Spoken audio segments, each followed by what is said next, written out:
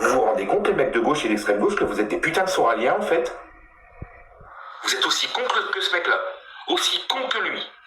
Et pourtant, il faut se lever de bonne heure.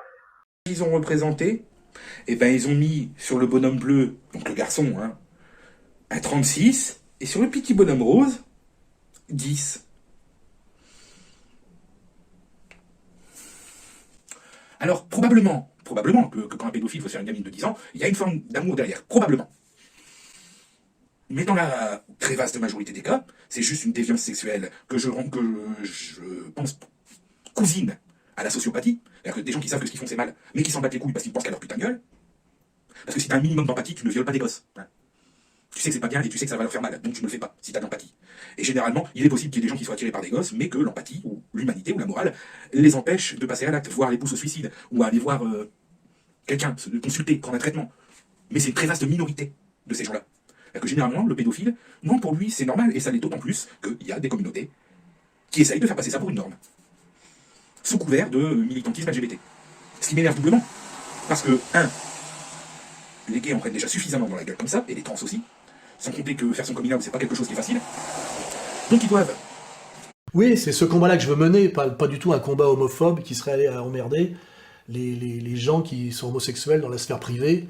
Je dis que ce prosélytisme LGBT dans les maternelles et dans les écoles est une incitation à la stérilisation et à la mutilation irréversible envers les personnes vulnérables que sont les adolescents. Et que c'est un combat à mener parce que pour moi c'est un crime contre l'humanité et il en va de l'avenir de l'enfance et de la jeunesse, donc de l'avenir du monde. Hein.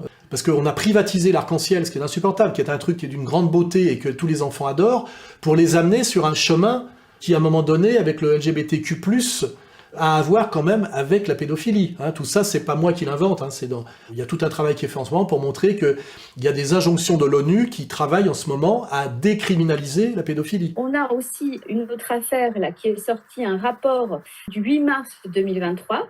C'est la dépénalisation des actes pédocriminels promu dans un rapport de l'ONU en date du 8 mars 2023 sous couvert de protection des droits de l'homme.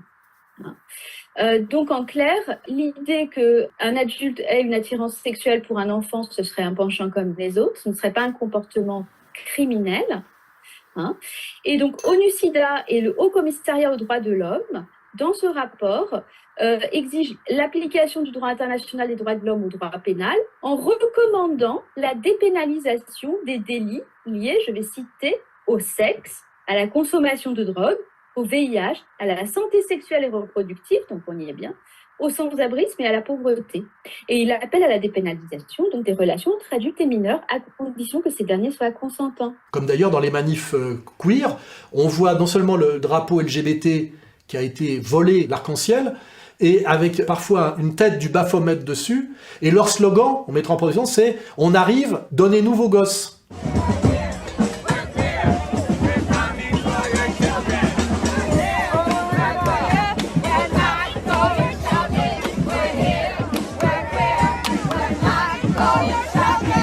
Je sais pas si tu vois, si ça c'est pas une attaque frontale contre l'enfance, tu vois. Et moi je pense que ce qu'il faut viser, c'est la protection de l'enfance et de la jeunesse. Pas du tout de s'intéresser ou de s'attaquer aux pratiques sexuelles privées.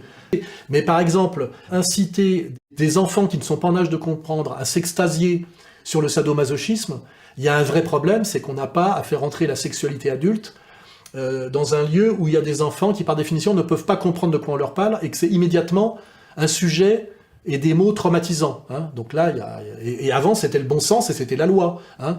Il y avait des lois, atteinte à la pudeur.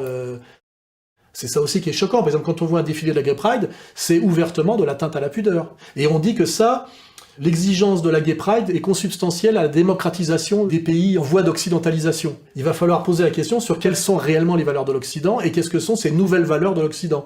Pour moi, il y a les valeurs de l'Occident, on en parlera, qui sont à partir du monde grec, la philosophie, la raison, c'est la logique, et cette raison d'ailleurs historiquement a donné deux choses.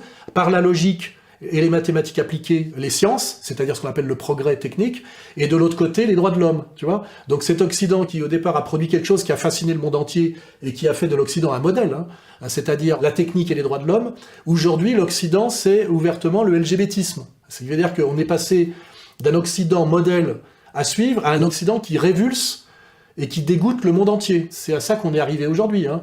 Je rappelle que le LGBTisme dégoûte le monde africain, le monde arabe, une grande partie de l'Amérique du Sud, la Chine, et la Russie, c'est pas rien. Et en fait, à l'intérieur même de l'Occident militant, ces gens qui veulent que l'Occident, les nouvelles valeurs de l'Occident, ce soit ça, sont en fait une infime minorité des peuples occidentaux qui en fait le subissent par le chantage, et même d'ailleurs par la coercition, comme je l'ai subi.